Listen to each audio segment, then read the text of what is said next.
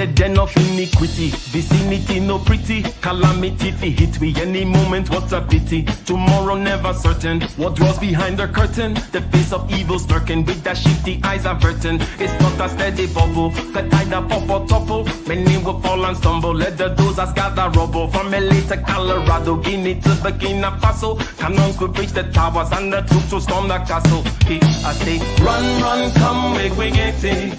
Because the peace that is bestowed upon the meek is overrated. So run, come, make we get it. Calling all your daughters and your sons, we can't forget it. I say, run, come, make we get it. Because the peace that is bestowed upon the meek is overrated. Lord, run, come, make we get it. Calling all your daughters and your sons, we can't forget it. With the rubble steady rising, and hearts are compromising. Convictions here are stifling, making evil appetizing. The fists are steady forming, and countenance is falling. Defenses are withdrawing, possibilities are falling. In these your circumstances, evil will make advances. Pick up your sword and lances, and be sure to take your stances. Victory is never promised, the battle is upon us. Gather the brave and honest, and the righteous in your corners. Hello, ladies and gentlemen. We are going to get right into this. Okay, we're going to get right into this topic. Okay, the title says upward mobility. Upward mobility. Well, what is that about? That is about the future. That is about the economic future and livelihood of people. And we're going to talk today with our special guest in the building. Okay. What's up? How you doing, Brother Ike? I'm doing pretty well. How are you? I'm doing well, man. It's great to see you, man. You look sharp. So that's the first thing I have to say. Well, thank you very much. Now, for those whom might not know whom you are, would you mind just introducing yourself and your YouTube channel and what it's about and what you're about? Good evening, everybody. How you doing? My name is K Business Podcast. I have a YouTube channel. I talk about business. I talk about finding ways to grow your business, to start your business, find business competitions, to win business competitions. I also talk about government contracts as well, and just giving you fundamentals on how to start your business. If you are trying to start a business today, in any state, I can show you where to go. So that's what I talk about on my channel. Okay, so we all know the recent statistics. We talk about the fact that, the millennial generation is the first generation that can expect to do less well on average than their predecessors, right? And we talk about more and more people living at home. You talk about the Great Resignation. Now, some of which is kind of overblown in the sense that I think that there were a lot of people that actually retired as opposed to people just quote unquote quitting their jobs and doing what, going to park benches. So the narrative is out there, okay, at least, okay? And also there is actual economic, shall we say, uncertainty. There is the flooding of the market with dollars and all those kinds of things. There is the inflation, which is out there, no matter how masked it may be. And overall, things such as the gig economy are there, right? Now, the question is this, okay, what do you have to say about that? And is it still the case that there is still the opportunity for upward mobility? Okay, now just speaking generally, what is your rebuttal of this narrative that is out there about, everyone's going to be living on tuna cans and in their mom's basement and it's going to change, it's all over. What is your rebuttal to that in terms of the opportunities that you see out there that you promote in your channel and whatnot? Yes, I would start with the gig economy. A lot of folks, the reason why, like you said, a lot of people are retiring, and a lot of HR staff, a lot of HR units or teams are finding it difficult to hire people. And that's because a lot of folks are finding other opportunities that is very flexible. Flexibility is big because during the COVID, everybody worked from home. So now for everybody to return back to the office is a problem. So people have discovered, I mean, technology has really changed the way we move, the way we think. So now people are looking at these opportunities, gig economy. They're looking at these opportunities as a way for them to to have flexibility in their daily lives. They can do many things. They can pick up their children. They can work from home. So gig economy, like for example, Uber, the existence of Uber Eats, DoorDash, Instacart. You can do these gigs and make money without even going to your 9 to 5. So that's why a lot of people are not returning back to work, and that's one of the reasons why. And a lot of companies are having a difficult time hiring people because people want to be free. They want to be out there. They want to make money. They want that flexibility. So that makes it difficult for a lot of companies to actually replace the employees that retired and people, and people that are just not thinking a job, a 9 to 5 for them is actually going to work out. Okay, so how about the upward mobility part? Okay, so Mhm. fine, you want to be free. Okay, Mhm. you want to make your own time. Now, there was a particular slither of time there, I believe, where you could actually make a lot of money in, these delivery services and such. But it's Correct. not so much anymore. Part of which could be, shall we say, attributed to the money that was, shall we say, the money that was put into the economy when the pandemic hit, and then there was a Mhm. lot of people paid. So yeah, people were easy, would take the Uber service and do some other things now, but people are now tightening their wallets, so people Mhm. can't really make that kind of money anymore. But Anymore. how does one is are we doomed? Okay, the people to listen out there, like, okay, is it the case that it's either you go to an office to be dissatisfied and work for somebody you don't want to work for, so for some meager salary, or Mhm. you do this gig economy thing in which the opportunities are dwindling. Okay, these are not necessarily. This is not an upwardly mobile story. In other words, Mhm. the story of millennials not doing as well as their previous generations is still true, according to you. You haven't given us a way out yet. Okay, Mhm. now, what is that way out? Is it through, shall we say, how does one not become a statistic?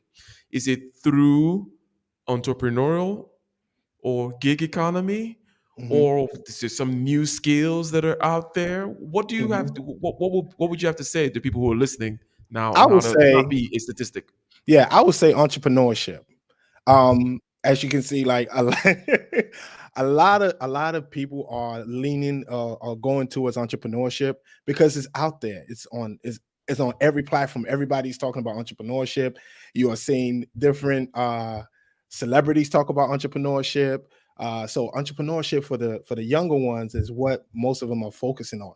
You can actually start a business in your house, in your room, without leaving. Like when I need marketing, I need a logo or I need something for my business, I go to Fiverr, and you see multiple young people on Fiverr um, providing their services to me. And some of them are making a lot of money just sitting at home providing a service without even leaving the house. So entrepreneurship has become very big during before the pandemic, during the pandemic, and even after the pandemic. So entrepreneurship is number one. I will recommend young people to learn about business or entrepreneurship. But here's the thing: your skill set also matters. Your experience also matters. Like me, I do training and consulting. That's practical for me. So when I am able to talk to my clients, I'm able to use my experience as a tool to build trust with my clients. So a lot of young people also have to realize that you're not just going to start a business in your room for the next 10 years. You still have to go out there in the work field and gain some experience, that you can apply to your business later on. Okay. So there are a couple of things there. Number one, which is the skill question, right? Skill. And then there is the other side of things, which is the, shall we say, desperation. Hmm. Okay. In other words, the why should I go do it? Why should I take the risk of being an Hmm. entrepreneur? Why should I not just continue to live in my mom's basement and do Uber Eats? After all, everyone else is doing it. What's the need, right?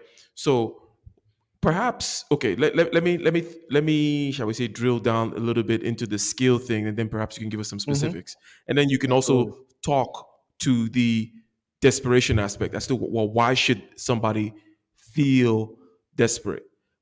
Did you have to hit rock bottom, for example, before you decided that, hey, I'm going to go start a business, right? Mm-hmm. So the skill aspect, basically what you're saying is this, okay, I don't care who you listen to, whether, I believe, what's his name? Is this Richard Fain, or is a Mm-hmm. YouTuber that, Yeah, yeah, Richard Fain. you can listen to Richard Fain, or you could listen to Dan Pena, or you can listen to whomever, or you can listen to me for that matter. And the Mm-hmm. number one Or me. thing that logic Mm-hmm. says is you need to get a high paying skill. Mm-hmm. It is not rocket science, right?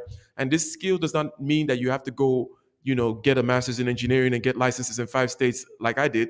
No, you can get very quickly Mm-hmm. a blue collar skill and Mm-hmm. then start getting certifications. And as a matter of fact, you can more quickly start a business on that route, right? Mm-hmm. So the whole skill question is 100% true. Before people start talking about hustling and hustling and Mm-hmm. hustling and Uber Eats and DoorDash, it's like, yeah, do that. But while you're doing that, make sure that you're getting an actual skill that somebody will give you money for. Because Mm-hmm. if you're an electrician, you're not going to, and you actually start getting clients, you're not going to want to be door dashing for much longer when you start seeing the Exactly. money coming in from your electrician work or your carpentry work or whatever it may be, right? Mm-hmm. So speak a little bit more about the skills that are out there or that you have seen from the way when you train people, the kinds of opportunities for this kind of skills that they can have. And then Mm-hmm. also the desperation aspect, as in, well, what led you, for example, to go do that, to start a business of your own? Yeah, I'll bring it back to me. When I got out of college, I got my degree in human services, not STEM. So you're not going to make 100K, obviously. So I was making at least low middle 30s, and I was there for about 7 years. But my first 3 years, 4 years, I built up a lot of experience because the nature of the job. I worked in Baltimore City, was hardworking, was in the neighborhoods. I built a reputation of knowing my job. But here's the thing: I wanted to advance my career. Maybe join the training unit or join the QA unit, but I was shut down. No, you can't. We're hiring somebody else. Blah blah blah. So I noticed that a lot of my coworkers were coming in from college without the skill set. They didn't know the job. They didn't know how to problem solve. They didn't know time management. They didn't know how to document. But I know all these skills. And I said to myself, maybe this is a business I should start. And I'm in the human services field, and I'm a case manager. So I created a training called Case Management Training. So I used my skills and applied it to the training, and I created a training course in 2017, and I was training, and this training was actually supposed to be for college kids, but unfortunately, it wasn't college kids reaching out. It was a lot of companies that were reaching out to me. So then that's how the business took off for almost 5 years. I had to use my skill set with the company, and also I have to learn about business. I have to learn about business because I didn't have any business skills. I didn't know marketing. I didn't know operating costs, operating expense. I didn't know anything. I still had to go back and learn these things in order for me to be successful. I didn't even know about marketing. I didn't know about ads, Facebook ads. I didn't know anything about that. So these are things that I still had to learn. So for somebody out there that's still looking to start a business or become an entrepreneur, there's a few things that you must apply. There's a few things that you must learn in order for you to grow. Yes, you can be an entrepreneur. That's good, but that's your first year, cool. But as you move on throughout the years, what are you improving? Are you going back to school to learn? Are you taking a course, a class to improve your skill set to become a better entrepreneur? So yeah, that's pretty much it. So one thing you mentioned was government contracts in your introduction, right? Mhm. So let's start with you again. What government contracts are you taking advantage of? Okay. And Mhm. then tell other people, like, how can they get into this? What skills are required? Whom can get it? Okay. And why should they get it in terms of the level of lucrativeness, if you will, of these particular Mhm. contracts. So, what kind of government contracts have you gotten into? How did you get into it? Why should other people get into it? And whom can get into these government contracts? What can we get out of it? Great question. I now we're getting into my field. This is what I like to talk about actually. I about government Go ahead. contracts, because a lot of people out there are not familiar that there are government contracts available in your industry, right? A lot of people don't know that.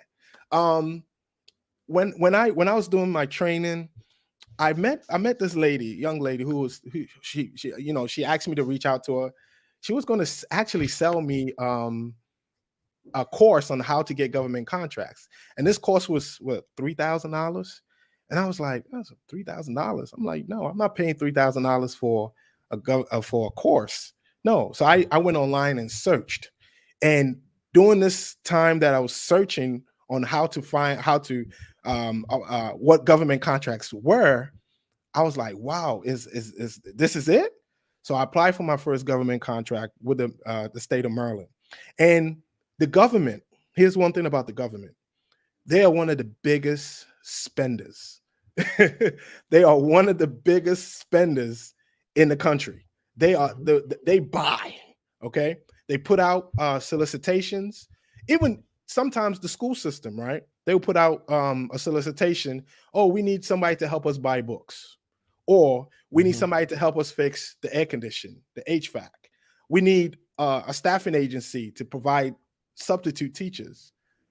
So you can find government contracts. I don't know Where do about you find these? You say, okay, solicitations. They Mhm. put them out there. Okay, is this on the local government level, on the city level, on the county level, on the I'm, state I'm gonna level, get and there. what I'm gonna sites? How get do you there. find the solicitations? You just Google it. Okay, go ahead. Go ahead. Sorry. Yeah, I'm gonna get there. Yeah.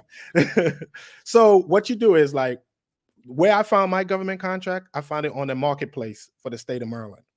So in the state of Maryland, is a marketplace, and it has state contracts for state agencies. It has local for local governments, and it has universities and the school system. So it has one big marketplace. But you can find government contracts on your local government website. Just go to procurement. Just type in, if you live in Orlando, just type in Orlando procurement, and just look for open solicitations and click on it. And you have to read it. Some of these pages are 60 pages to 60 to 100 pages long. So you have to read. You have to read what the requirements are. Sometimes they want you to be a business. Okay, they want you to be registered to the state they want your business to be registered in the state that you reside. Some of them want you to have insurance. They want you to have Mhm. general liability, workers' comp. Some want you to Mhm. have experience in the field, in Mhm. the industry. That's important as well. You're just not going to apply for a government contract and you don't have any experience in engineering. For me, it won't make sense. I can hire somebody. Actually, I can hire somebody to actually do it. But at the end of the day, they want to see that you actually have experience and your company has is in this same industry. So once you find a contract that you like, you submit a proposal. Uh, how long the proposal should be, I don't. It depends on the type of contract that you're applying for, and sometimes the funding can range from $1,000 to almost $1 million. It could range from instant payment, like a one day payment, to a 5-year contract. So Mhm. contracts varies, and it depends on what type of contract that you're applying for. Mhm. Mhm. Mhm. So you mentioned, initially you got to get that skill up. Okay, you got to get that Absolutely. skill up, and then you got to actually start let's say you have an LLC, because they're going to need to hire some kind of entity that's already existing, that already has perhaps a track record, that has that Mhm, insurance going, and all these other things. So this thing that you're saying is an incentive for somebody to already start something, right? Already mhm. have something started, an LLC started, that based on Absolutely. that particular skill that you have, and Mhm, some insurance, a minimum amount of insurance bought, mhm, because you can always level up on the insurance, right?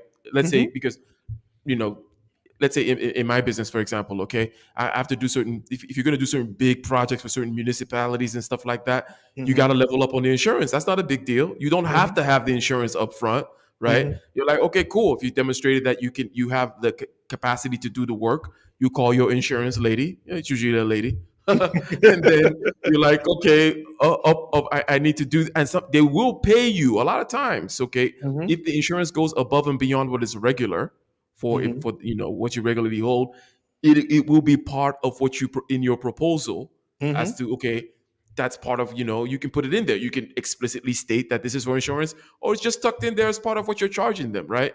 So that covers certain costs that you have. Okay, now one other thing to add before I ask you this question, still on this point of the government contracts, you mentioned reading. Okay, look, in Upwork, for example, or these places where you can find people whom can do this kind of job for you. I was speaking with Joan Quinto, a regular co-host here. We do a show together every so often on my channel. We were talking about you as an individual or as a small business or whatever, having the ability now to outsource into India and other places. And in the case we were talking about, let's say prospecting, okay, you can pay somebody in India, say, hey, go find me every wedding planner in the city of Milwaukee. I want their name, I want their address, I want their phone number. Go.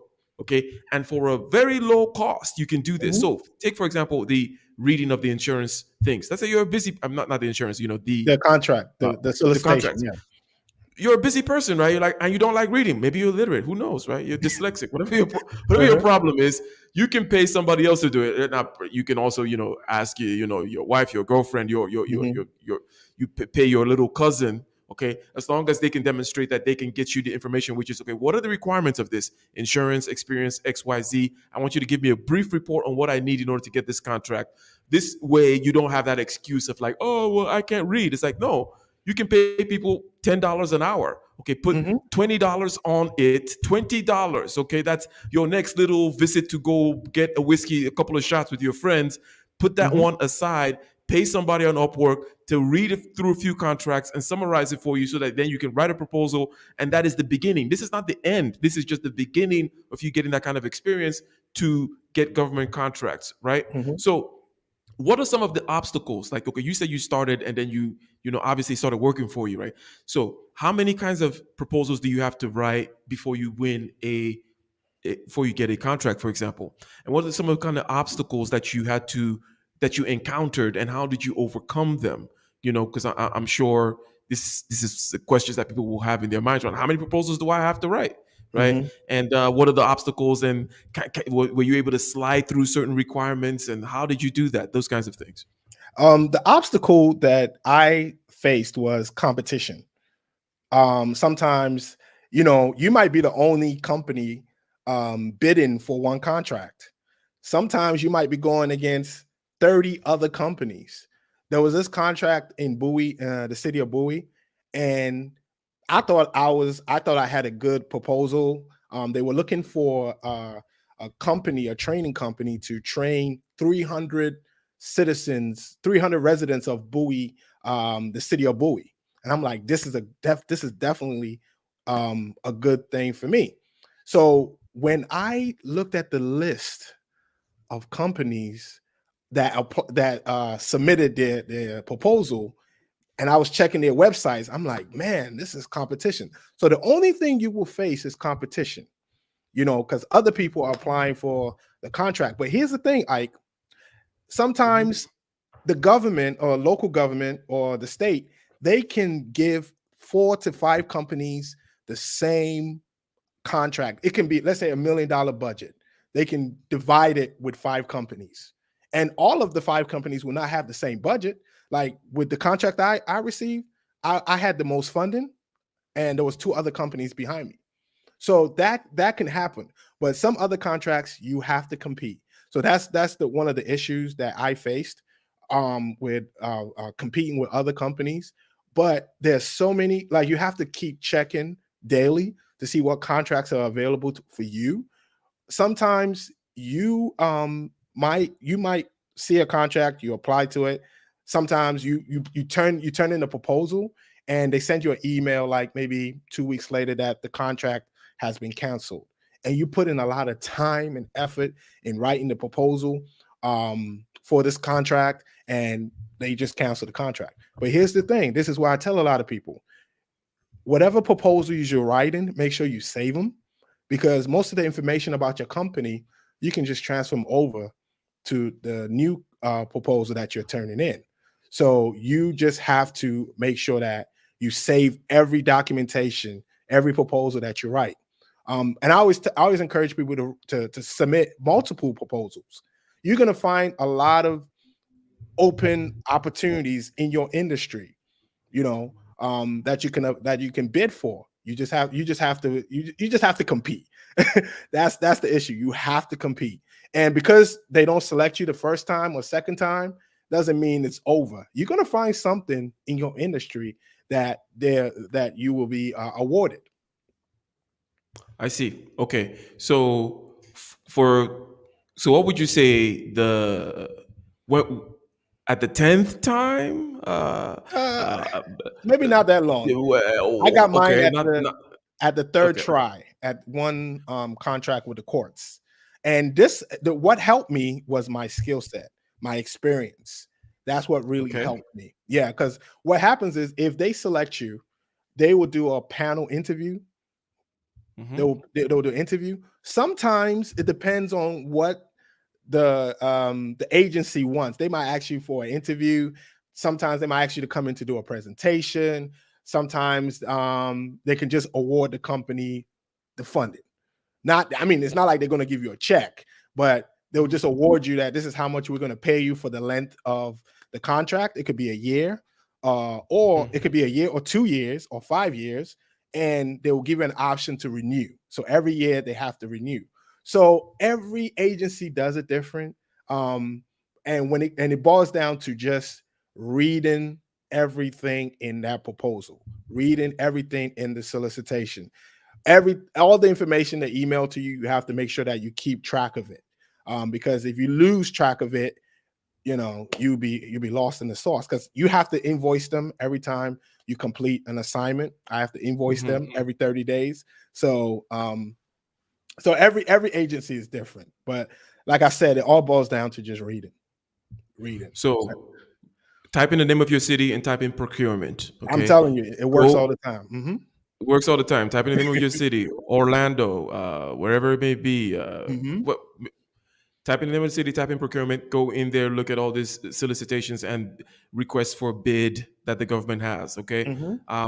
Again, the idea that you need to have a skill, okay, is a given. If they've not done that part yet, okay, then you need to be working on that part, right? You need to be working on that part for sure. One other and thing. then once you go ahead. I'm sorry, Ike. One other thing. Sometimes you can look at the solicitation, and some of the agencies require that one of their requirements for you to subcontract. So if they give you this contract, if they award you this contract, you can't subcontract. That means it have to be you.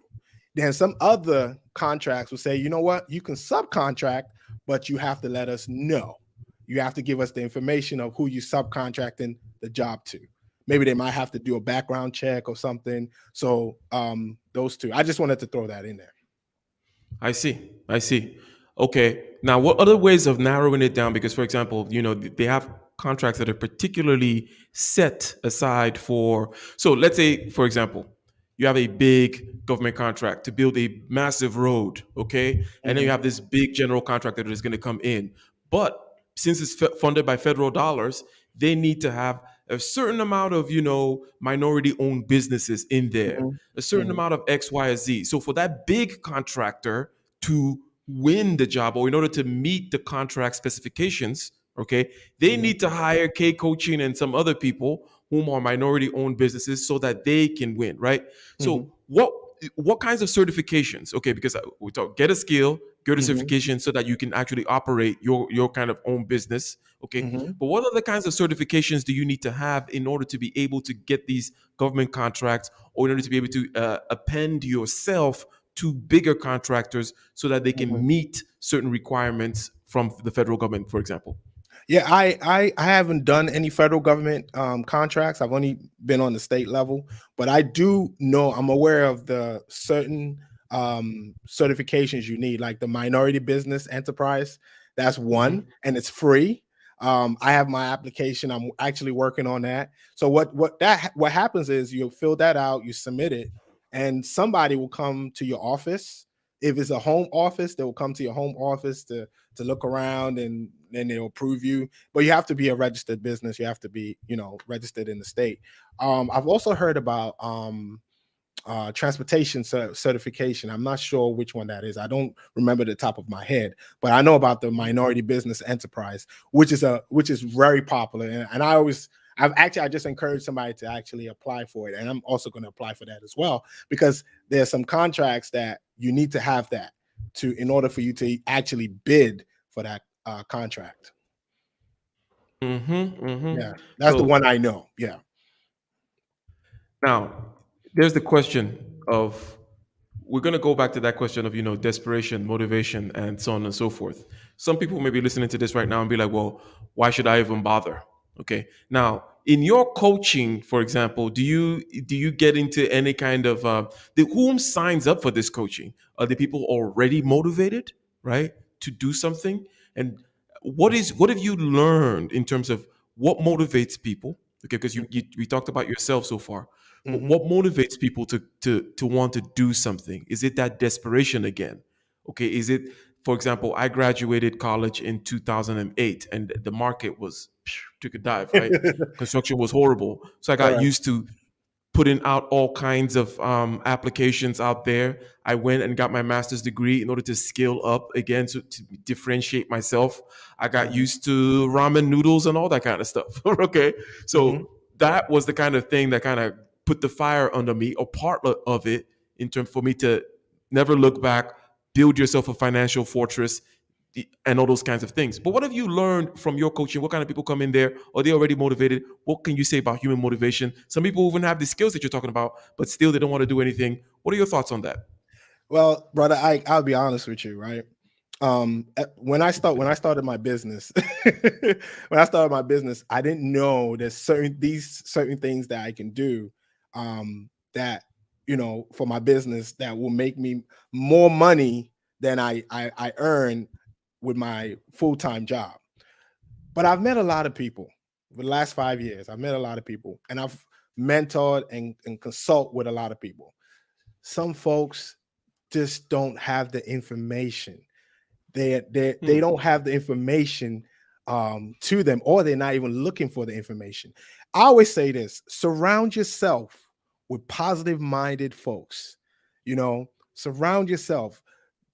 Your friends, if they always say, if you hang around with nine broke people, you're gonna be the 10th.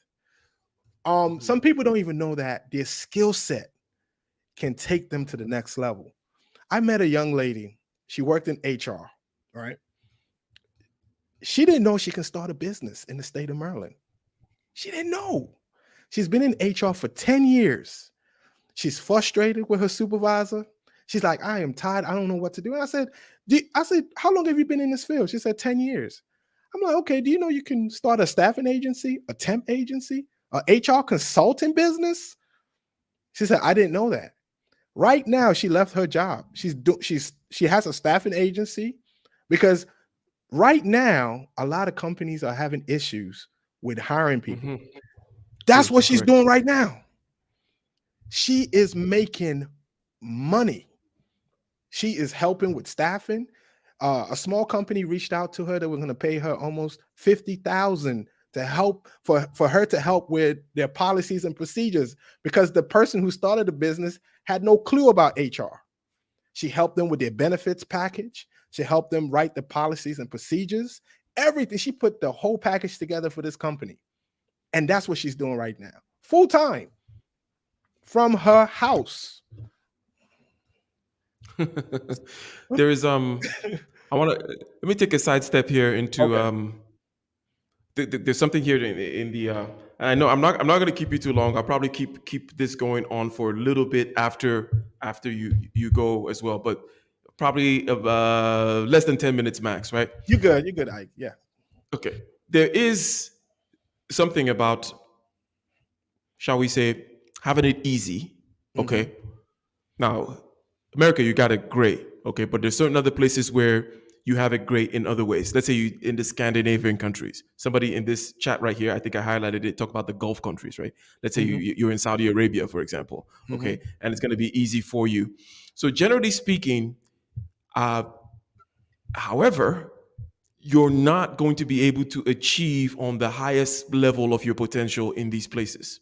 Okay, you're in the Scandinavian country and you're in Sweden, and everybody's getting their little stipend, and everybody can take off the whole summer and all those other kinds of things. Okay, so I'm switching over now. I'm not talking about people who don't have motivation. Okay, I'm talking about people whom are, I don't know if motivation is the right word. Okay, maybe you're just an egotistical bastard like myself, right? And you're just like, you know what? I'm never gonna stop. I'm gonna keep on driving. I'm gonna keep on pushing until I die. That kind of thing. Okay, this country offers the most or the biggest kind of opportunity for that. In other words, you cannot have a Barack Obama, okay, in France or England, for example. Okay, the sense of upward mobility, which is what this stream is titled. Okay, the sense of upward mobility, which also means downward mobility. By the way, that's the whole point. In the sense that you could fall off, you could go up, you could fall off. If you look at Fortune 500 companies and how they cycle through every 40 years, okay, companies, corporations don't last long up there. They fall off. New ones come up. Same thing with individuals and that kind of a thing. So it's up to you the kind of game you want to play. But I say that if you want to be able to make meteoric rises, this kind of setup is still the best for you. Okay, if you like the game, So let me talk about that. Or let's talk about this particular point about upward mobility and particular minorities. Okay, in your experience, these courses that you're taking are Black men taking advantage of the opportunities that they have. You mentioned that some people don't have the information. Okay, now just from your particular anecdotal experience teaching these courses, what is your experience vis-a-vis Black men and taking advantage and or having the knowledge and actually pursuing things that are open to them, available to them, if you will? Oh boy, do you want me to start? Actually, I've had experience because sometimes when I go to let's say a government, let's say they have usually what they do is they have a pre-bid meeting where you have to attend a meeting for a government contract. And I've been to a few, and majority of the time is not a lot of Black men there. Sometimes I'm probably the only Black man in there. And sometimes I think a lot of Black men, they just need mentors to actually show them where the information is and how they can obtain these types of contracts or start a business or whatever it may be. Because what you see online right now, that's why my YouTube channel, I talk about starting a business, because my YouTube channel, I want a young man who's 17 or 16 who come across my channel and say, you know what, this information, I can apply this in the real world. A lot of Black men are not putting positive information out there on how young Black men can actually achieve something. You know, you see the nonsense. That's what you see on YouTube. Yep. And you see it. Well, yeah, you see the nonsense, and also we're not deceiving ourselves as to the fact that this is the nonsense is what people want to see.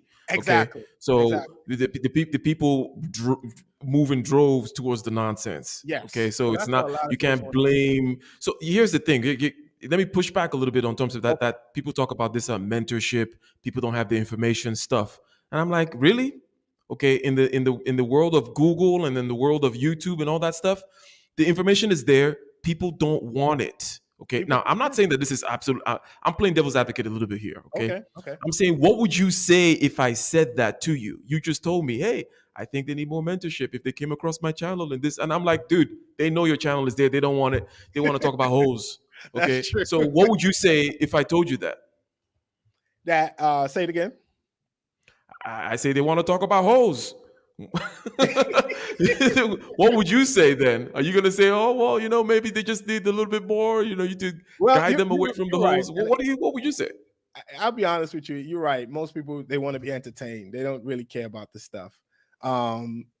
But the ones that do, you would know it, because I had a 18-year-old kid reach out to me yesterday.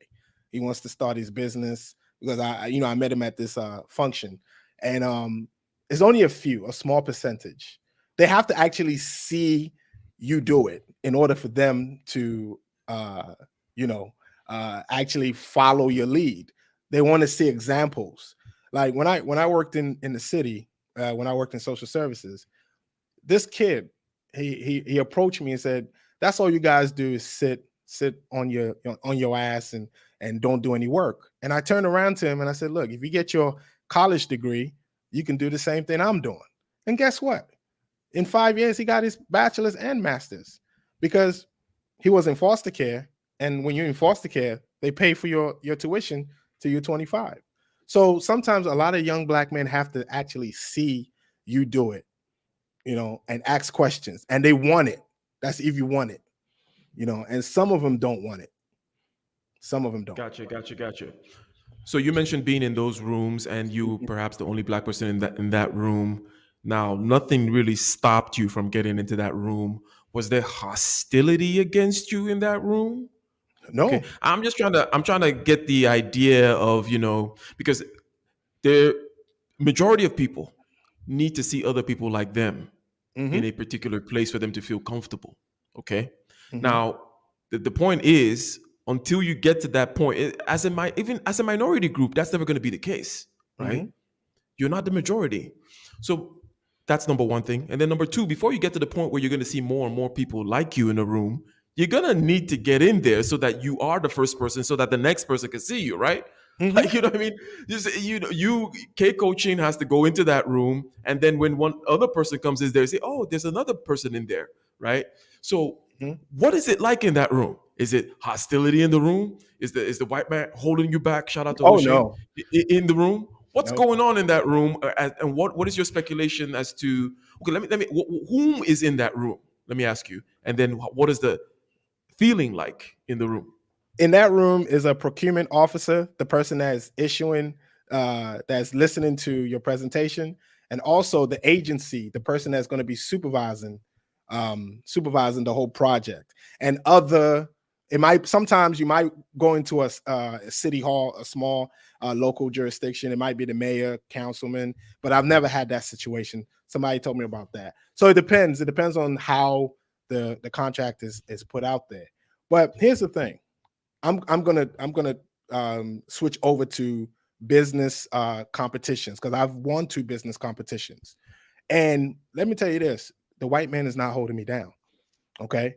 You don't feel any type of tension. I mean, the only thing that you get nervous is when you have to pitch your business to a panel of judges. And let me tell you this, I've won 2, and the whole panel were all white people. So nothing intimidates me. You can't be intimidated if you know what you want. You cannot be intimidated. So I was never intimidated. I already have it in me that I want to win. I don't want to win the contract, or I want to win the business competition. I'm going in there because I want to win. I see. Hold on. I'm sorry, Ike. There's somebody in the chat that says something about he doesn't hear ADOS something. I don't know who that person is. I'm sorry. He said, why do I feel? Yeah, he said, why do I feel like I hear to non-ADOS people talking about ADOS topics? I'm not talking about ADOS topics. I'm talking about business. Yeah, and when I said Black man, I didn't specify what the hell kind of Black man. Exactly. It could be anybody. It could be any Black man. Come on, man. Get out of here. When you show up in the room and you're the only Black person, it doesn't matter the kind of Black you are. Exactly. Right? And that's why I'm asking about the feeling in the room as well, whether or not there's a feeling of open hostility towards you, or whether there's a feeling that you cannot compete and actually overcome in that room. And it is true that people need to see other people. And again, majority of people, not me. I don't understand that feeling of needing to see somebody like me. Okay. But I understand that people are where they are, and they need to see majority of people like them in there. So part of the issue is this narrative stuff of like immediately going into who is ADOS, who is not, or blah, blah, blah, blah, blah. Okay. There is a fact that there is in certain groups of people, the human potential has not been fully tapped and developed, right? Mhm. And that is what we're talking about. So we can remove the whole whether it's black or not, Mhm. okay, but and what kind of black or whatever. But the fact is, how did you get in that room? Was there a non-ADOS pass given to you in order for you to go to a procurement website and then put in proposals and then show up there? Was that because they checked if you were non-ADOS for them to allow you No, in? they No, didn't. They didn't check address that. it They, upfrontly they, then. they never check that. They never ask you questions about if you're ADOS or non-ADOS. Actually, what I'm doing, right? I'm actually reaching out to more ADOS than, than on my channel and everywhere. I speak to people about find government contracts. They have minority contracts for you, and it does you don't it's not like like they're gonna put like some type of restrictions or whatever. No, they have these contracts set aside for you, for any minority in this country. Women own businesses as well, minority women, not just men. Mhm. So there's no type of check. You apply, you have to search. Also, you have to type up the proposal. You have to do the work. It's not just you just looking at the proposal and submitting a half proposal. You have to make that proposal very detailed in order for you to win. There's still a lot of work that you have to put behind it. You still have you still have Okay, to do the work. 100%. Okay, so let me say something. Yes, Okay, sir. Marcus Oden is a engineer, ADOS guy.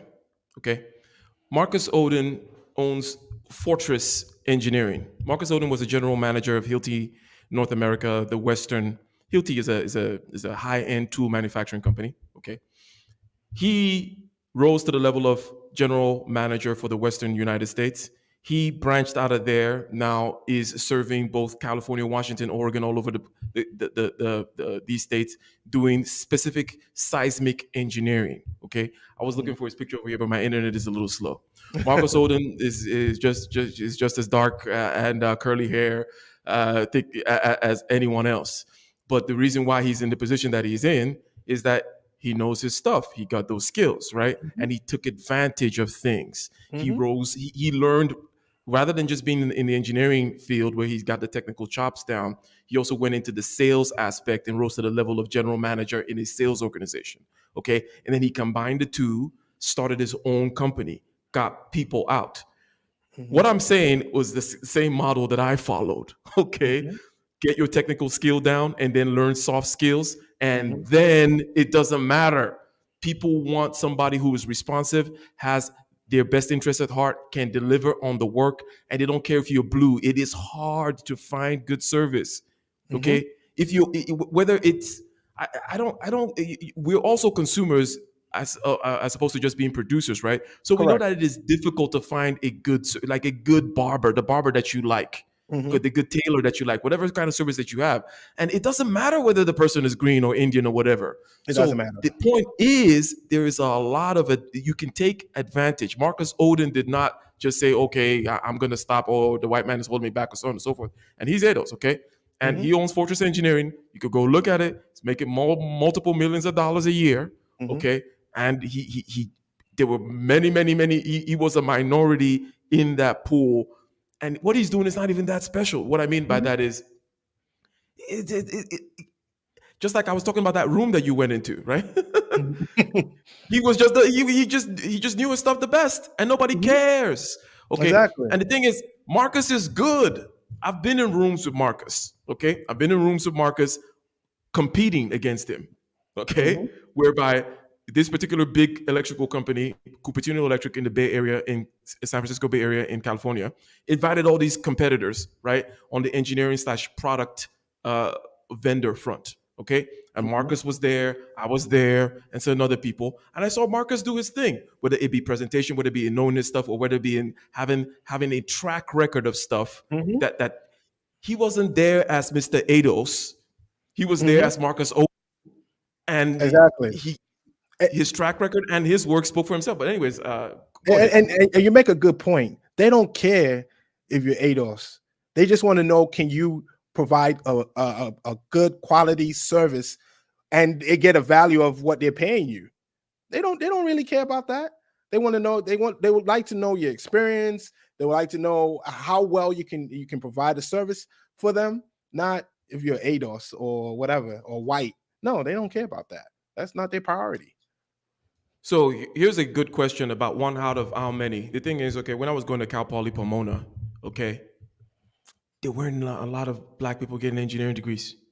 So it's not a question of it was me and maybe, let's say, like another Marcus Oden type and one other person in a class of 30 every time. Engineering degrees are so hard to get. They're hard to get, yes, but it wasn't because it's not harder or easier because you're ADOS or not. Exactly. One could say the kinds of things that you say about being exposed to certain things, seeing other people that are like you doing it, getting the information and so on and so forth. But, okay, once you get there in that room and you get that degree, the rest is all on you, okay? And I see other people whom only go so far and they stop, and it's not because anything held them back, it's just they stopped. And that's not no beef on them. It's just that, look, not everyone is motivated. Exactly. Okay? And I just pointed out to the fact that people rather go listen to the hose talk than this. And this cuts across all strata of human beings, and whether race, gender, whatever. Look, people don't want to strive in that regard. Okay, so it wasn't the people who got into that engineering program at Cal Poly Pomona got in there because they applied themselves. Absolutely. Okay. And there was no Gestapo in front of the door checking your DNA, keeping you out. They just didn't go there.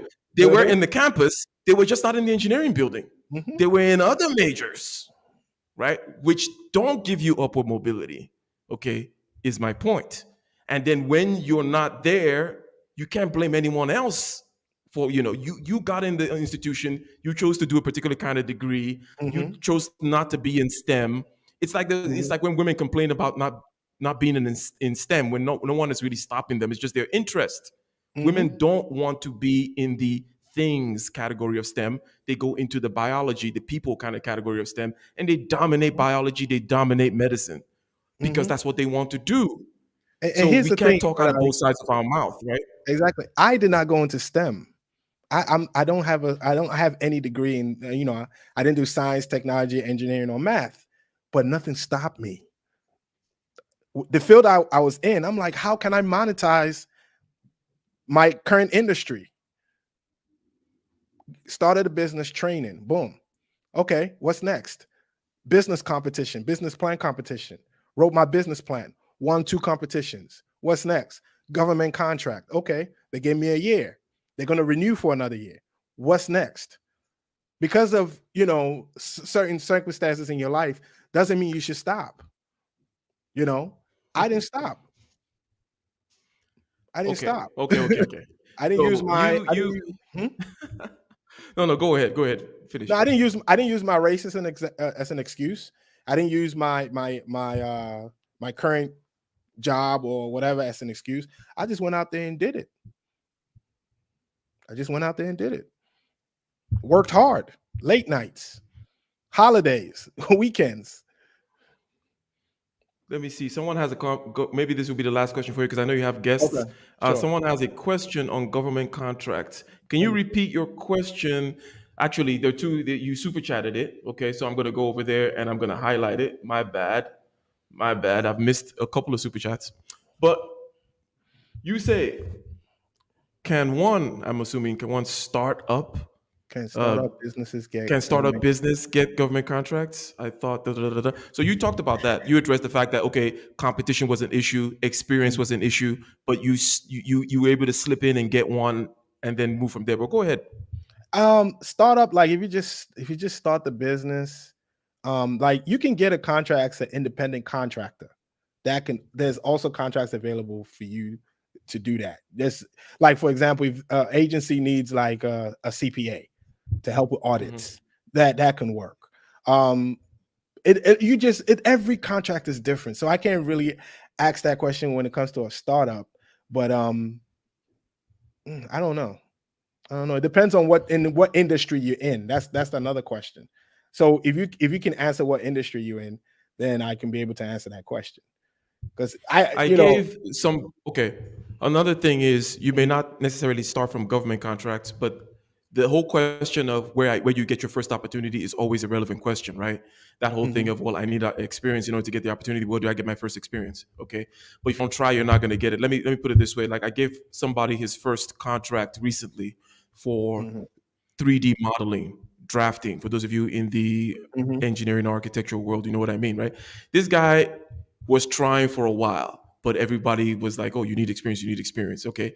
And then he kind of backed up for a little bit, and then he gave it another shot, and then boom, I was opportunity, mhm, um, preparation. He was prepared, he had the stuff, and then I needed somebody. But here's another thing: he stood out because of he actually answered the questions that I asked in my request for proposal.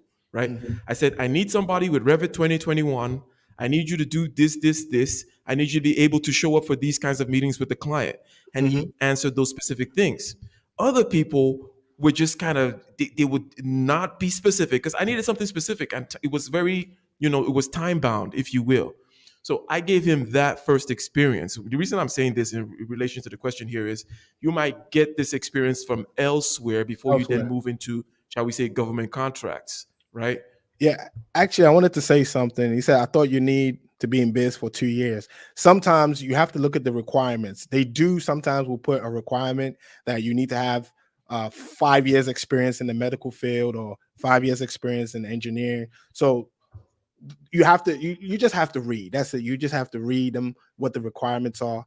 Some might not even put a requirement there. So as a startup, you can try to apply and bid for it, and if you win, then that means you did a good job presenting your what type of services you can provide. Okay, so let me ask you this last question, Sure. okay? Because I know you got guests and you've been very generous with your time. I'm going to let You you good. go You back good. to your activities here. If there is one kind of mistake that you would say, something that you did that was kind of pigheaded, stupid in terms of either starting your business, starting the training stuff, going into getting government contracts, something that, oh, you know what? This is one where I can definitely just avoid that. I shouldn't have done that. Something of that nature. If you could take it back, and then this is a way of giving advice to someone who's starting. What would that thing be? What was something that was kind of silly that you did? Woo, man. I think one of the proposals I turned in, I think I asked for too much money. Um, Hmm. I think I asked for a lot more. I asked for a lot money to be paid an hour. Um, when I should have just given them. I should have looked at the industry and given them a right price. Because when I after the contract was awarded to the company, because it's public information. When I checked, I said, you know what? Oh wow, this is how much they're going to pay them, and I was asking for 60. I said, you know what? Because I would have got that contract if I have asked for the right price. So that was one of the mistakes that I did. But it's not a bad mistake. You just knew that this is what you want to get paid. But however, the agency wasn't able to afford it. You know, so it is what it is. I moved on and looked for another contract. But that's one mistake that I did. Got it, got it, got it. Don't get greedy, ladies and gentlemen. Especially when you're starting off, you have low overhead, so you can use that as an opportunity to be able to get in. Right? You don't have to charge people a whole lot of money because you have low overhead, and Mhm, you can use that as a way in. And then I think if you keep that contract with the government or whatever with a company, right? You can start to turn up the inflation, mhm, right? Okay. And this is the thing about inflation. Okay. Here's one reason why you should get into business. Okay. That inflation thing that you hear about, where it seems like it's always only attacking you, Mhm. When you're in business, you also have your hand on the inflation knob too. You can be like, oh, inflation is hitting. I'm turning it I'm up turning too, it up. right? I'm turning it up. Everything else is getting more expensive. Well, Let- you're going to pay more, right? Here's And the a, thing is, go ahead. now, I was going to say this, right? In 2017, when I started training in my industry, I was charging $20 per person, right? That was so cheap that a company reached out to me because companies, they have professional development, they have funds set aside for professional development. And as this lady reached out to me, and she was like, "Oh, I like your training for my staff. I have 10 people to train." And I told her how much I was charging an hour. I mean, I was charging per person. She was like, $20. $20, that's it. I said, yeah. She never called me back. She never called me back because they have they have funds just for training alone. So 2017, I was charging $20. 2018, I moved up to 50.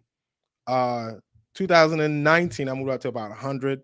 Right now, I am charging almost 450 for my training per person. And when most of these agencies, most of these companies reach out to me for training, they don't even argue the price. They ask for an invoice. Okay. But I have my track record. My website is always updated. A list of my clients that I've worked with in the past 5 years is there on my website. So moving into 2022, guess what, Ike? Like you said, inflation is going right up. It's going right up, you know. But I have a track record, and also when I was talking about the government contracts, sometimes they like to see when you submit a proposal, they want to see references on the proposal. Who are those that you've worked with in the past? So if you awarded one government contract and you put that on your proposal, when you apply for the next government contract, man, they were like, okay, they've done it before. They know how it goes. Let's give them a shot. So your Okay. track record really matters. So if you're a startup and you haven't done anything, that might be a little difficult. Gotcha. So where's the best place for people to find you? I see that Aaron B here says, sub to K Business Podcast. So yeah, so 'cause someone was asking who you were. UK Business Podcast. And Yeah, what yeah. are some other places for people to find you? YouTube, where I just talk about on my channel. I interview other business people out there. I provide many business competitions that are available. I talk about business grants, 5,000, 10,000 here and there. So I put that on my channel. So you can find me a business K Business Podcast on YouTube and on K Instagram. Business Podcast on K Business YouTube and Podcast. on Instagram. Correct. Thank you very much for your I time. don't Go talk. ahead and I attend don't. to your guests. Yeah, I don't talk about women. I don't talk about red pill. I only talk about money because I want money. That's what I talk about on my channel. Yes. I saw a quote recently. But anyways, yeah, thank you. I'm gonna let you go. All right, brother. You guys definitely go ahead and subscribe, and we're gonna stay here for a little bit longer. Thank you, sir. Gentlemen, no problem, Appreciate it. no problem, no problem. All right. So, okay, I just saw a quote recently that said, life is like a sandwich. No matter which way you turn it, bread comes first. Now, what he was talking about, the fact that, hey, you can turn up on the inflation thing is very critical. When you're starting and you have low overhead and you get an opportunity, such as I did in 2018 to get an opportunity in Slack. Slack is a particle accelerator in Stanford University. This is a big deal. Now, the way I was able to get in there was, through simple stuff and word of mouth, and you do one little job for one guy here. You're doing foundations and anchorage for propane tanks, those big propane tanks, or the little ones that are out there in the gas stations that you see, from which you refill your stuff, right? In California, because of the seismic requirements, because of the earthquake requirements, they need an engineer to build the foundation and do the anchorage. So you're doing little things like that. As you're doing little things like that, you're gaining experience, okay? Because whether you're doing something big or doing something small, usually it's around the same kind of code, around the same kind of engineering know-how and expertise. You start doing that kind of thing, and then before you know it, you're able to put in a bid for something like this Slack project through a mechanical contractor. And the way I was able to get this project because I did something for the mechanical contractor in their particular facility. In their yard, they had to install some pieces of equipment, and I did the structural engineering for them.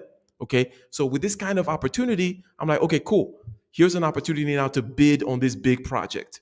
Now, I didn't go ahead and say, let me charge them the way that the big companies charge them. This was back in 2018. No. Okay. I indeed have low overhead. I'm not paying a whole bunch of engineers. I didn't have any employees back then. Okay. It was me. I was Prometheus Engineering, me, myself, and I, the whole deal. Okay. So I took that thing, I took it at a loss. Okay. But the amount of money that Slack has made me, that particular project has made me, because now I can go ahead and tell people that I did that. You guys feel me? I'm just buttressing the point that he made about don't be greedy early. Okay. The point is you don't have a lot of overhead when you're just starting. So using your soft skills to gain the track record within an industry, an opportunity will come up. Boom. You got to have those skills to present yourself well and have that track record and close that deal with a reasonable amount where you can show that you can do the work for them, but you're not overcharging them or nothing like that. Okay. You might take a loss on that job, but the next big contractor I went to were like, yeah, the next big contractor I went to, they bid for that Slack job. So they knew it was a big deal, right? And they were like, oh, you did that Slack job? I was like, yeah, I did it. Particle accelerator. Some of you might know what it is, right? Particle accelerator, just like the Large Hadron Collider in CERN, Geneva, or, kind of spans a few countries over there. But that kind of a thing, and this was in Stanford University, right? So I did that, okay? And because I did that, even though I was at a loss, next company that knew about that kind of project, I was able to tell them. And the experience that I got from that, was I an expert in that thing? No, I did not know. I learned on the job. But once you learn on the job, next time you can tell the next person, and now you're going to be more confident and you know what you should charge. Boom, inflation goes up. That's the way. Okay, ladies and gentlemen. So Snuggles over here asking the question. I did not acknowledge Snuggles' super chat. Let me go ahead and acknowledge it right now. The $5 specialist in the building. What's she over here talking about? She was asking questions like, what in general is the percentage of people that are in position to rule and put themselves there? And then what's the percentage of those whom are not? By definition, Snuggles, is going to be a small percentage. By definition, even you're talking about, let me put it this way. In a sense, it doesn't matter. Because you as an individual, okay, have the ability to rule yourself up to a certain extent, right? You have the ability to, not everybody's going to be Usain Bolt, but if you run every day, you're going to get better at running. Does that make sense, Leroy? Right? What's the percentage of people that are going to be, gods of the world? Okay. If we use the Usain Bolt example in terms of, let's say, potential, genetically, and all these kinds of things, well, yeah, it's going to be a few. But just because you're not going to be Usain Bolt doesn't mean you shouldn't exercise. You and your potential are all you should care about. Not whether or not you are the 0.0001% of the world. You can't be sitting, eating Cheetos, being fat, being lazy, not doing what you need to do, but you're worried about the masters of the universe. It doesn't make any sense. You're not going to be Usain Bolt, but if you start running, you're going to be better at running by definition. Okay? Let me see. I see you saying you hate to put everything in caps, but you have everything in caps. Let's see. It's everything in caps. But politics in the South is okay. You're having a back and forth with somebody over there. Shout out to blind guy, his wife, their life. Okay, always heavy-handed with the super chat. Always heavy-handed with the super chat. Always making things happen. Says peace and prosperity to everyone on the upward swing of things. Yes, upward mobility. Upward mobility, is it a foregone dream? I don't believe so. I don't think so at all. I think that as many doors close, many windows are open. Okay, the jobs went away. They went to China. Some jobs, but this, by the same token, you are now also able to hire people. Look, if I was an engineering company in the 80s, I would need to be a big engineering company in order to have employees in Africa. Okay, I would need to be really big, but I had the opportunity to expand because of the technology that makes it possible for me to now outsource and have employees in Africa, which gives me a competitive advantage. So the same thing that took jobs away, where the companies started taking jobs away and doing all these other kinds of things, the same technology that makes it such that some of the skills are no longer needed and taking away some of your jobs, that same technology is giving you the opportunity to do certain other things, right? You cannot foresee it. You can't just sit there and think your way through it through the perfect plan. You actually just have to start.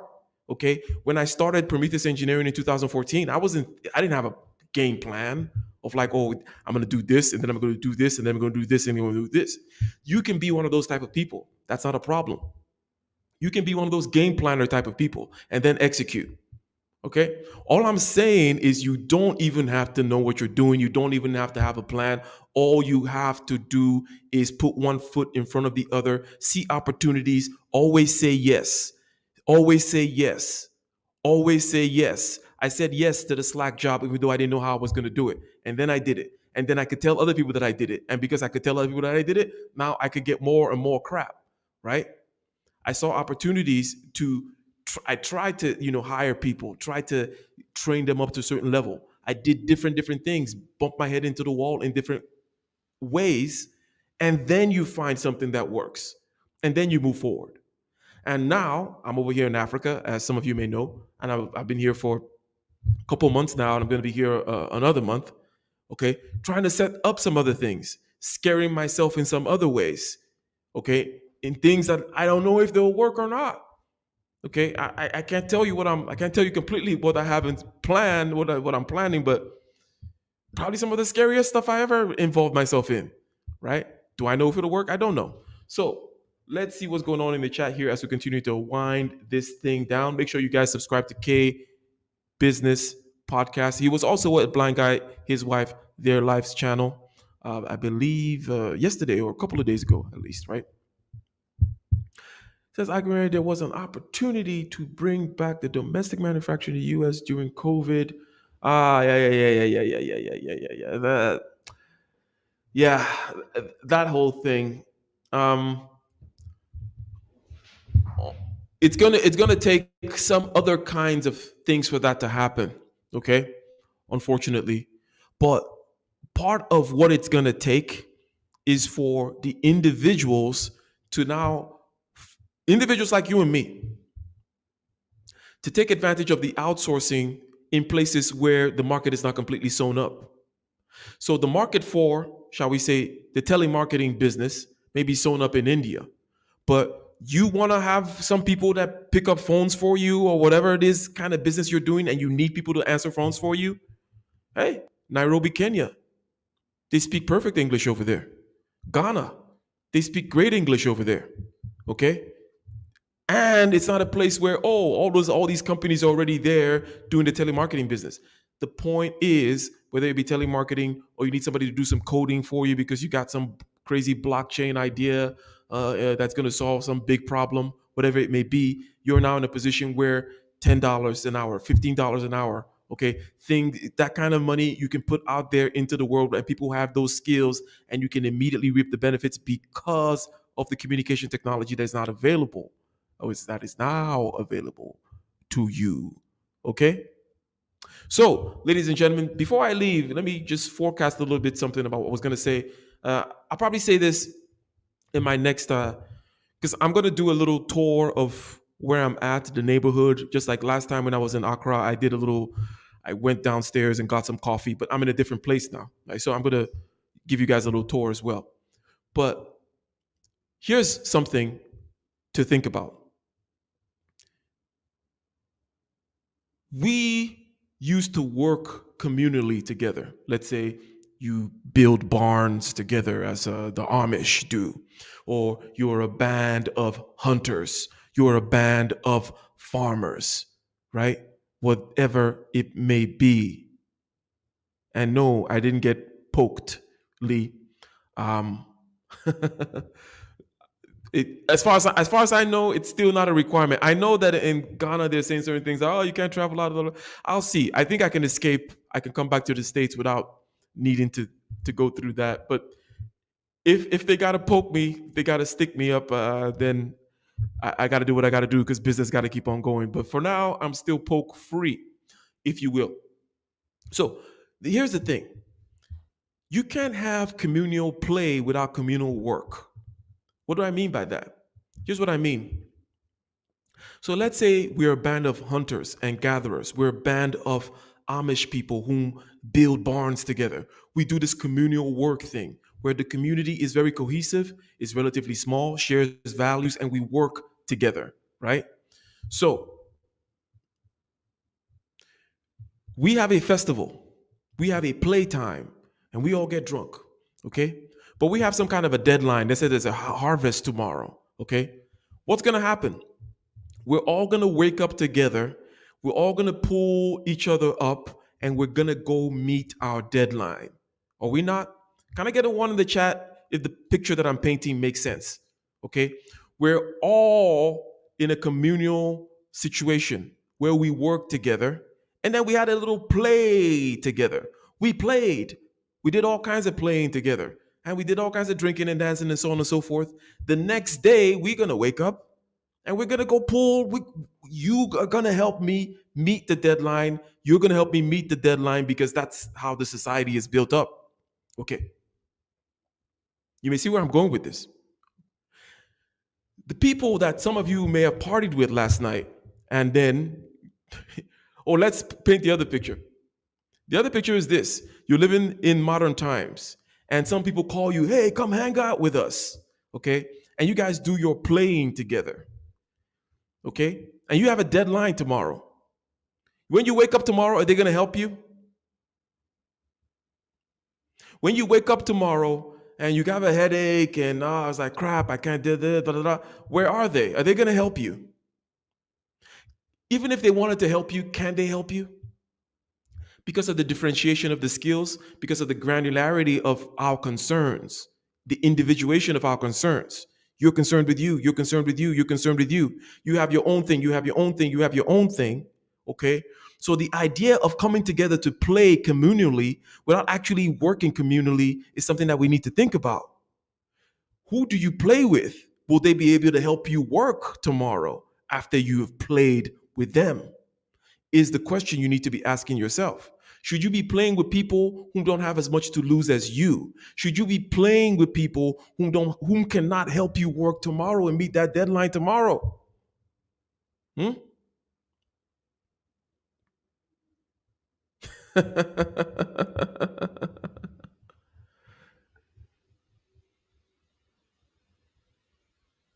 Oh,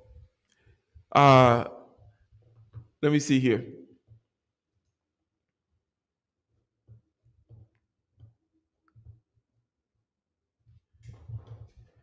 Yes, you're still. That what I said still stands, Leroy, and what I'm saying now also is something that is a continuation of that. Okay, communal work and communal play, they need to go hand in hand. But guess what? You are going to need to find that community, and I know that's what you're saying, Leroy. Okay, but in this kind of a world, it is not going to be done by you simply talking about it. And the community of like-minded people that you're going to be rolling with is a whole lot smaller than you unfortunately would like. Okay? It's a whole lot smaller community than you would like. And it has nothing to do with feelings, is what I'm saying. So the idea of community feeling, that's not what it is. It's about capacity. It's about having stuff to lose. And perhaps you want to be in a room where you actually don't have as much to lose as the other people, because then it'll pull you up, right? So again, that's why books have more than one page, right? There is always a 360-degree view to things. Okay? Now, before I leave, I think maybe Snuggles is right. Let me try something crazy. It is freaking holiday season after all. Okay? We talked to K coaching. We talked about the fact that government contracts are out there. We talk about the fact that, hey, upward mobility is still a possibility. We talk about the fact that when he goes into certain rooms, there's some people that are not taking advantage of it. He said, hey, maybe it's about the information, because he gave the anecdotal evidence of, hey, this woman is doing HR. She does not know that she can start a business in HR. Okay.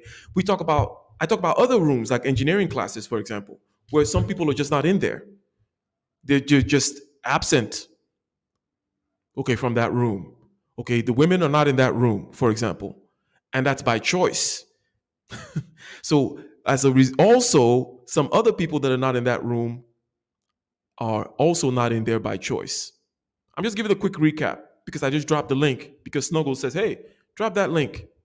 So with regards to things that we've said, whether it be addition, subtraction, pushback, rebuttal, maybe some devil's advocate, something that somebody has to say, or maybe questions as to how to get those opportunities, expand them, how to become the person that turns up the inflation on others, okay? Which is the reason why you should get into business. And the thing is, I know how it sounds when people say certain things. What I mean is this. When I say stuff like, or when K Coaching was saying, you should start a business. I know what it sounds like. It sounds like, oh, those are those type of people who start businesses telling me, a different type of person, that I should do it. But let me tell you, there is no such thing as the type of person that starts a business. Maybe it's on a continuum. But if there is such a continuum, I'm nowhere near on that end of the continuum of, oh, I've always been thinking of starting a business. No. Okay. That was not necessarily in my mind. It was when certain things, and for me, it was a question of when the pain of staying the same exceeded the pain of changing. When I graduated in 2008 and I saw that the market was not something that you can count on, the employment market was not something that you can count on, and all those other kinds of things, that's when I started thinking, how can I become more and more independent? It was not a question of how can I start a business. It was how do I become more independent? If I get this kind of a skill, okay, so I was saying, hey, you're doing DoorDash right now? How about you go to the community college and get some kind of a skill where somebody will pay you actual money for it, as opposed to something which just about anybody who's over 16 can do. If you can get a driver's license, you can drive a car, right? So it's not a particularly high level skill, but you go to community college, you can become, you can get in this 2-year program where after 6 months you can start working, and then by the end of the 2 years you're a legit electrician, right? With experience and on, and then you can get a certification. That's the independence part. The certification allows you to be able to work on your own. That is what I was thinking about. Because when people use words like business, it sounds dull. Let's be honest, right? Let's be honest. Let me get a 1 in the chat if someone's feeling me here.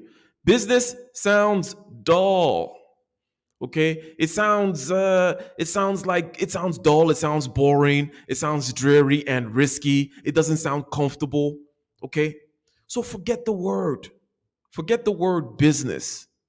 Just think of skill and independence. How can I become independent with the skill that I have? Think about it this way. Rather than think of business, think of how can I reach into the marketplace and pull out money out of other people's pockets? Does that sound better? Because that's what it is. That's all it is. The word business has connotations to it. We are narrative people. Shout out to Jordan Peterson. We all understand stuff through stories. So when I say the word business, there's a whole story that goes into your head. Okay. There's probably an image you see, right? Isn't that right? Adult supervision. Isn't that right, Snuggles? I say business, and you probably see an image in your head. An image is going to be different for everybody. Maybe somebody sees this building. Maybe somebody sees some guy in a suit. Maybe somebody sees some form, and there's a story behind that thing, and there's a whole thing that blocks you, okay, or that kind of constrains the whole image. But the point is this: you live in an economic planet, and the ability to be able to reach into the marketplace, take the money that you want and put it in your pocket and fund your activities and your expansions with other people's money is the point. Call it business, call it a banana if you want to. It doesn't matter what you call it. But the point is this: when that pain hits, okay, when that pain hits you, let me see. Shout out to Kyodor in the building. Damn. Heavy-handed in this piece with the $50 super chats. Thank you very much indeed. It's a super sticker. It's a stupid sticker making it rain out of the treasure chest, out of the treasure trove, out of the bag of largesse, ladies and gentlemen. Okay?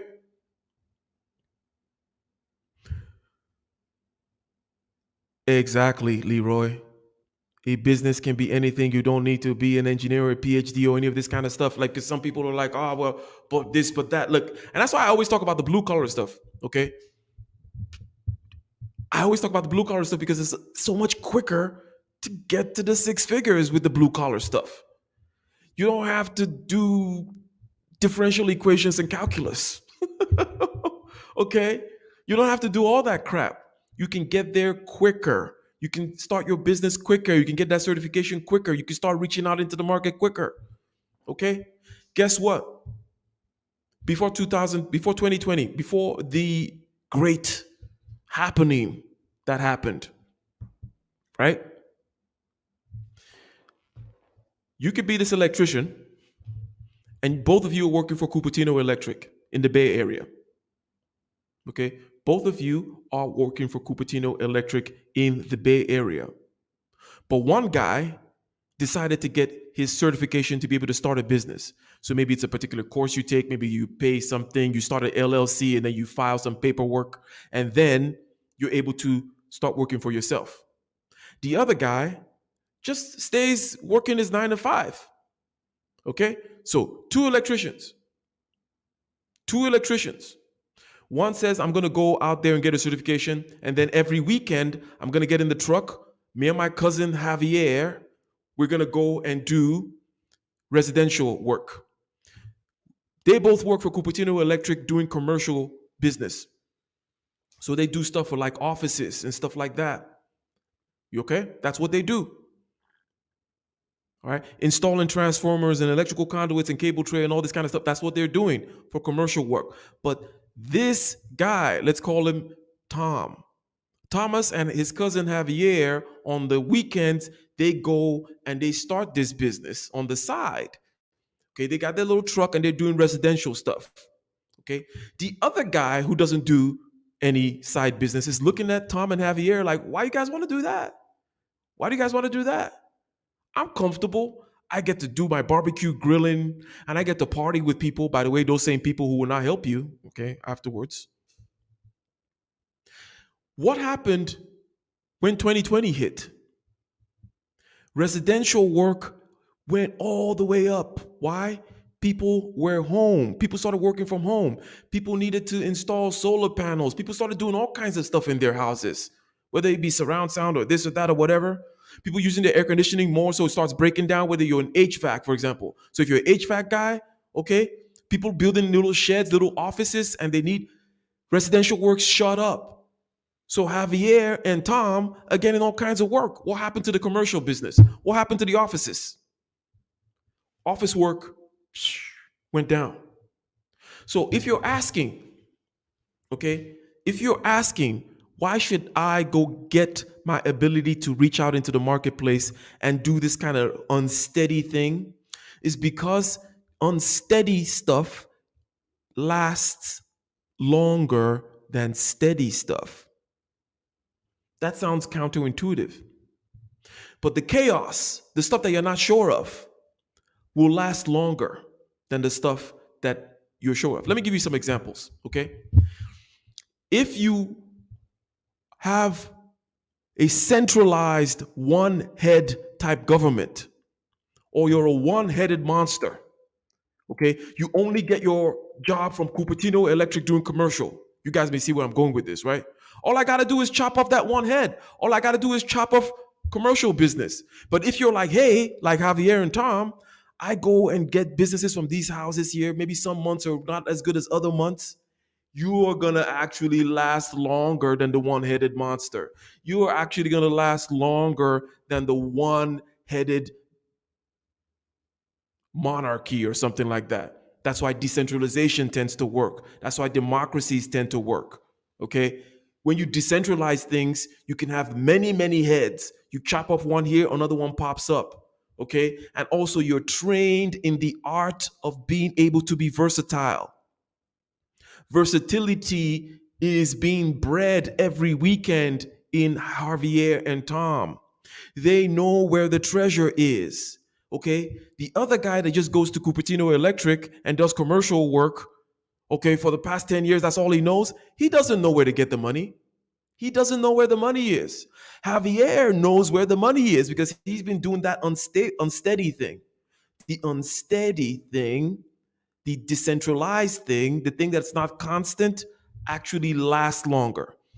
In any particular small period of time, it's unstable, but it actually has more longevity. Okay? This is true. I just gave you some examples. Okay, I talked about decentralization. I talked about the fact that if you have this one-headed centralized government, you chop your head off. It's also the reason why communism doesn't work, because no one committee of anybody can be as smart as to know what price to assign, what shall we say, the means of production, supply, demand, and so on and so forth. No, nobody knows that. It has to be a decentralized organism of you and I making decisions about what we want and what we're willing to pay for it. Okay, this is another way to look at that. This idea of the things that vary, the things that are decentralized, and how they tend to be more robust. Robust is the word.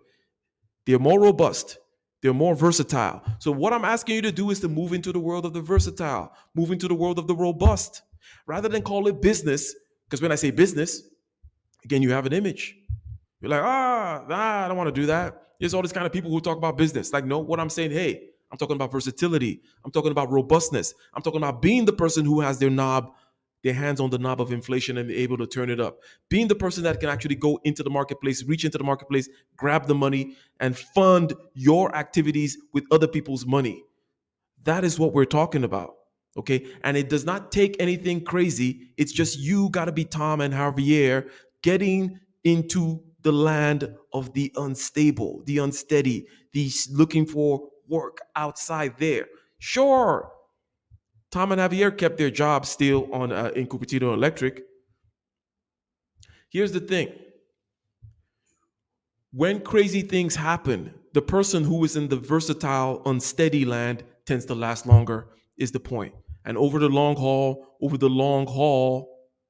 you're going to be more stable than the person who just depends on one thing. So that's my whole spiel, ladies and gentlemen. So we are gone. Make sure, again, you go ahead and subscribe to our guest, K Coaching Podcast. He told you about the government contract that you can get. He said that he got his on his third try, his third proposal. He said, go ahead and type the name of your city and type procurement. Orlando, procurement. Ontario, procurement. San Francisco, procurement. Government contracts and solicitations, request for bid will come up. You go in there. If you don't want to read, pay somebody to read for you. $10 an hour, whatever it may be. Get a virtual assistant in India. Okay? Read what the contract requires. Learn how to write these proposals. If they need insurance, okay, wait until you win and then get the insurance because you can always get insurance, right? When you win the job, boom, then you get the insurance. Or if you have a certain level of insurance, but they need a bigger level of insurance, when you win the contract, boom, call your insurance lady, be like, hey, I need more insurance I need errors and omissions insurance. I need this kind of business insurance. I need workman's comp insurance, whatever it may be, get it. And they will pay for it. The marketplace is paying for it. All right. So, ladies and gentlemen, with that, ladies, we're out.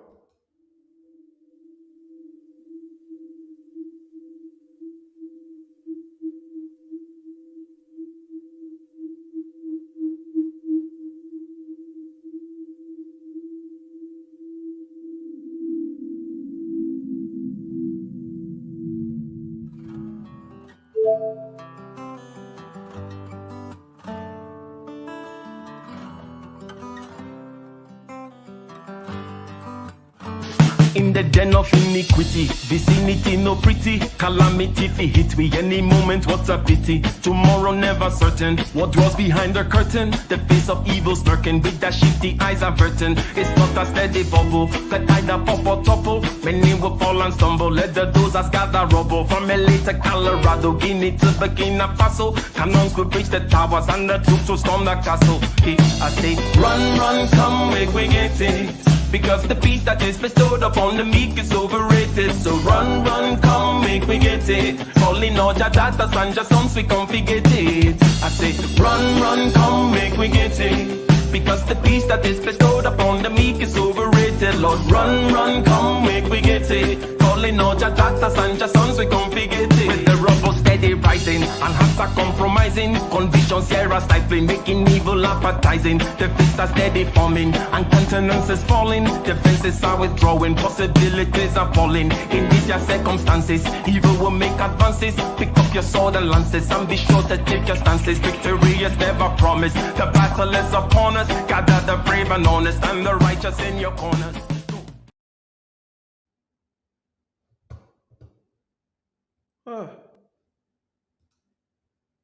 Seems we're still here.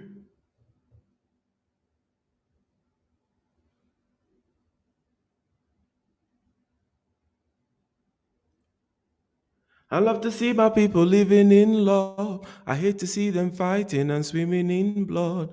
Nothing get the farming stone in the mud. Yet they want to be the first to eat the fruit when it bud. Slave masters tell them all the while, stop war and till the soil, stop fighting for land and oil.